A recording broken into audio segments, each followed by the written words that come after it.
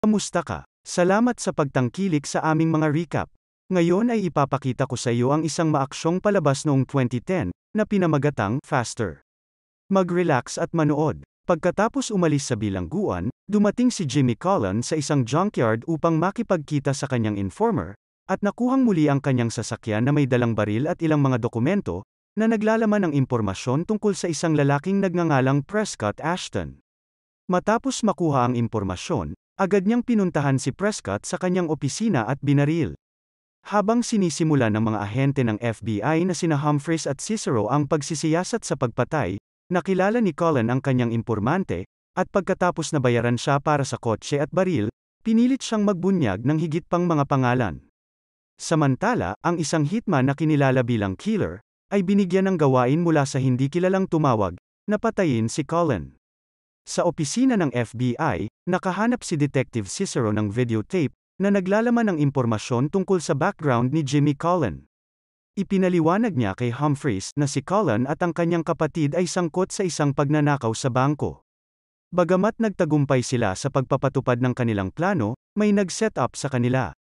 Ni-raid sila ng ilan pang mga kriminal, na pinahirapan sila para makakuha ng impormasyon tungkol sa ninakaw na pera.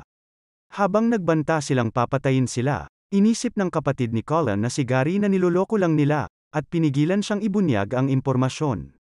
Si Cullen, na natakot para sa buhay ng kanyang kapatid, ay hindi nakinig sa kanya at sinabi sa kanila ang tungkol sa pera, ngunit ang mga gangster kasama sina Prescott, Nixon, at Kenneth Tyson ay pinatay si Gary sa pamamagitan ng paghiwa sa kanyang lalamunan. Binaril din nila si Jimmy Cullen, na idineklara ng mga doktor na patay, ngunit himalang nakaligtas, matapos itanim ng mga doktor ang isang metal na plato sa kanyang bungo, upang gamutin ang tama ng bala. Naniniwala siyang naghihiganti na siya ngayon para sa kanyang kapatid, dahil nanumpa itong papatayin silang lahat. Habang ipinapaliwanag niya ang kanyang kasaysayan kay Humphreys, sinundan ni Cullen ang kanyang pangalawang target na si Kenneth Tyson, at binaril siya, bago niya pilit na sinubukang mag-record ng video ng isang dinukot na babae. Habang papalabas siya ng apartment, sinubukan siyang patayin ni killer na matagal nang nag-eespiya sa kanya, ngunit sa kabutihang palad nakaramdam si Cullen. Parehong nagpapalitan ng putok ng baril at sinubukang ibagsak ang isa't isa, ngunit nagawa ni Cullen na makatakas na ikinagalit ni killer. Samantala, dumating si Detective Humphreys sa bahay ng kanyang kasintahan na nakikipagtalo sa kanya dahil sa hindi pagbibigay ng oras sa kanyang anak na pinilit siyang dalhin siya sa kanyang laro sa baseball. Habang dinadala siya doon, tinawagan siya ni Detective Cicero at sinabi sa kanya ang tungkol sa pagpatay kay Kenneth, habang hinihiling sa kanya na agad na magulat sa pinangyarihan ng krimen. Pagdating doon, nalaman niyang masamang tao si Kenneth na kinukuhanan ng iba't ibang babae at gusto niya rin itong gawin sa babaeng dinala niya sa kanyang apartment. Sa kanilang pagsisiyasat sinabi rin sa kanya ni Cicero na ang mga tao ay nakakita ng isa pang lalaki na nakikipagpalitan ng putok kay Cullen, ngunit wala silang karagdagang impormasyon tungkol dito. Sa ibang lugar, pagkatapos ng nabigong pagtatangka na mapatay si Cullen, si killer na hindi kayang tanggapin ang kanyang pagkatalo ay nagagalit pa rin sa pangyayari. Ngunit tiniyak sa kanya ng kanyang kasintahan na si Lily na magtatagumpay din siya tulad ng lagi niyang nagagawa, habang hinihiling sa kanya na pakasalan siya. Kinabukasan sa opisina ng FBI, nakita ng detective na si Cicero ang mga peklat sa mga braso ni Humphreys, at nagtanong tungkol sa mga isyu sa droga.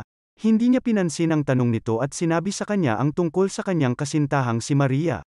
Di nagtagal, umamin siya sa paggamit ng droga ngunit sinabi sa kanya na huminto siya pagkatapos ipanganak ang kanyang anak.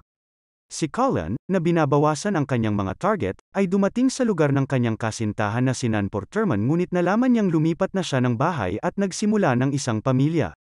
Tinanong niya siya tungkol sa kanyang hindi pa isinisilang na anak, ngunit ibinunyag niya na ipinalaglag niya siya pagkatapos niyang pigilan siya sa pagbisita sa kanya sa bilangguan.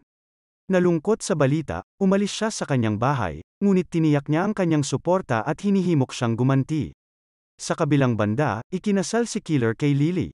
Sa kanilang pagdiriwang sa kanilang kakaibang estilo, ipinahayag niya ang kanyang nais na umalis sa buhay na ito at gumawa ng panibagong simula kasama siya.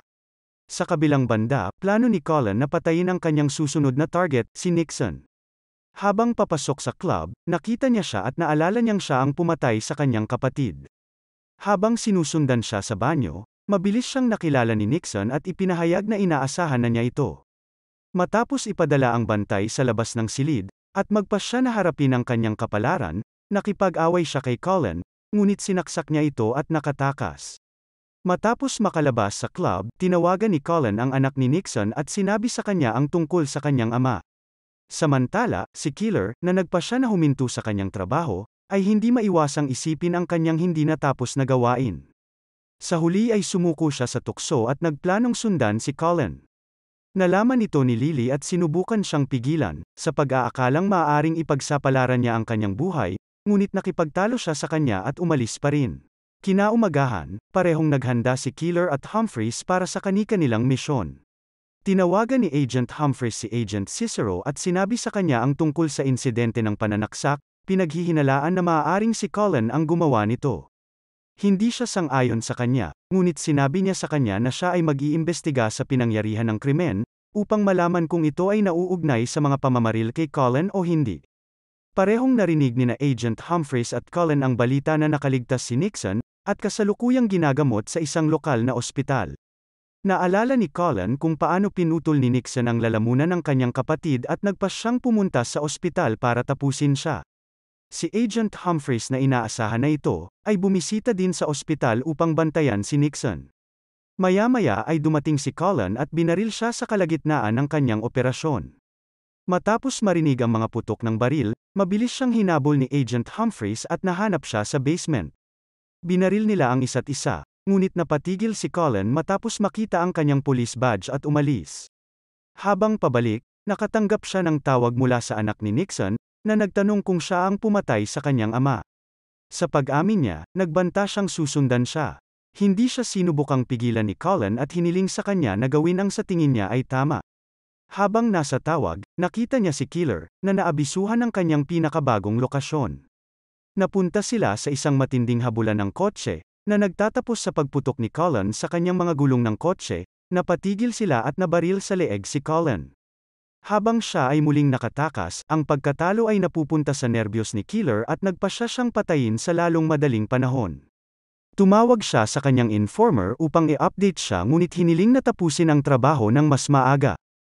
Matapos makatakas kay Killer, bumalik si Cullen sa kanyang bahay, at tinutukan ng baril ang kanyang ina habang nagtatanong tungkol sa kanyang ama, dahil naniniwala siyang siya ang nag-set up sa kanila pagkatapos ng pagnanakaw sa bangko dahil humingi siya ng bahagi at tumanggi silang bigyan ito. Ibinunyag ng kanyang ina na hindi ito ang kanyang ama, dahil namatay siya bago ang insidenteng iyon. Kwento ni Cullen, hindi dapat kasali sa plano si Gary na pagnakawan ng bangko, ngunit tumakas ang kanilang driver sa huling sandali, kaya nagboluntaryo si Gary. Tulad ng palaging pag-aalaga ni Gary sa kanya, gusto ni Cullen na ibalik ang pabor. Kaya nasangkot siya sa kanilang plano na ikinamatay ng kanyang kapatid. Habang tinitingnan ang mga larawan ng pamilya, nakita ni Cullen si Maria, na dating kasintahan ni Gary, at nalaman niyang hindi ang kanyang ama kundi si Maria, ang nagtraidor sa kanila. Dinampot niya ang abo ni Gary at nagpasyang sundan siya. Habang papaalis sa bahay, naririnig niya ang mga sermon tungkol sa tama at mali, habang si Agent Humphreys ay bumalik sa kanyang opisina, kung saan hinahangaan siya ng lahat dahil muntik na niyang mahuli si Cullen sa ospital. Sinabi sa kanya ni Agent Cicero, na ang lahat ng miyembro ng gang na sangkot sa pagpatay kay Gary ay mga menor de edad na kriminal, at wala sa kanila ang sangkot sa anumang seryosong kaso. Samantala, si Cullen, na ngayon ay natitira na lamang na may isang target, si Alexander Gerard, ay nagsimulang maghanap sa kanya.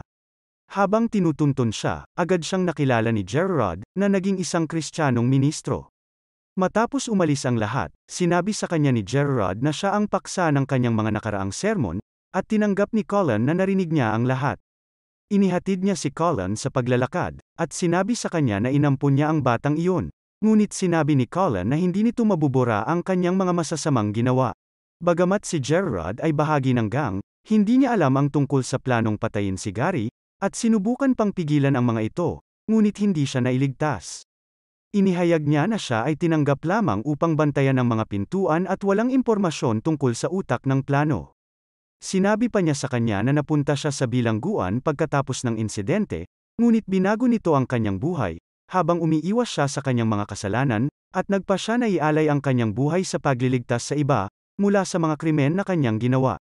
Naantig sa kanyang kwento, pinatawad siya ni Cullen na hindi nakahanap ng lakas ng loob na patayin siya, at hiniling sa kanya na bumalik sa kanyang pamilya. Nang maglaon, habang nakaupo mag-isa sa simbahan, dumating si Killer na planong barilin siya.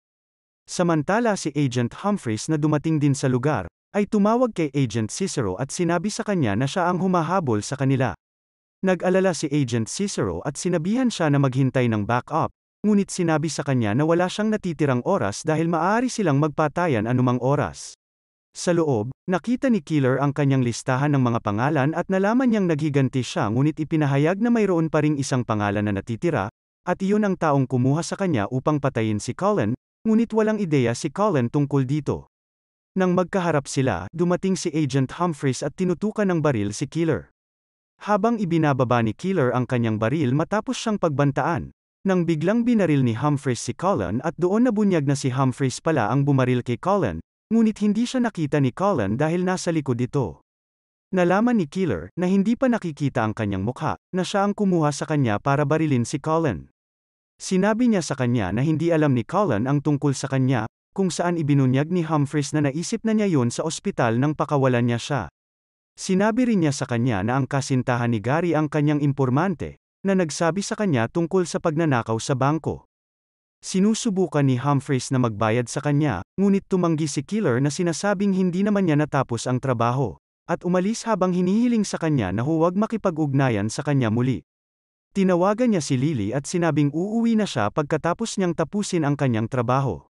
Samantala, natuklasan ni Agent Cicero, na patungo kay Humphreys na alam niya ang tungkol kay Cullen sa simula ng kaso. Tinawagan niya ang kanyang senior na nagtalaga sa kanya sa kaso, ngunit ipinahayag niyang hindi niya ito ibinigay kay Humphreys dahil si Humphreys mismo ang humiling na maging bahagi ng kaso. Di nagtagal, si Humphreys, na ngayon ay may malinis na record, ay tinawagan ang kanyang kasintahan at sinabi sa kanya na sa wakas ay handa na siyang gumawa ng panibagong simula. Habang nakikipag-usap siya sa kanya, nakakagulat na lumitaw si Cullen, at binaril siya sa ulo, habang sinasabi sa kanya na ang kanyang metal na plato ang nagligtas sa kanya. Dumating ang pangkat ng FBI sa pinangyarihan at nahanap ang patay na katawan ni Humphreys, ngunit nagpasya si Cicero na itago ang katotohanan tungkol sa pagkakasangkot niya sa kaso. Ikinalat ni Cullen ang mga abo ni Gary sa dagat, at nag-drive paalis, habang si Gerard ay nagsimula ng isang sermon tungkol sa pagpapatawad. Dito na nagtatapos ang kwento, sana ay nagustuhan mo ito. Kung hindi ka pa nakasubscribe ay mag-subscribe ka na upang matulungan mo ang channel na ito. Mag-comment ka na rin tungkol sa kwento. Salamat!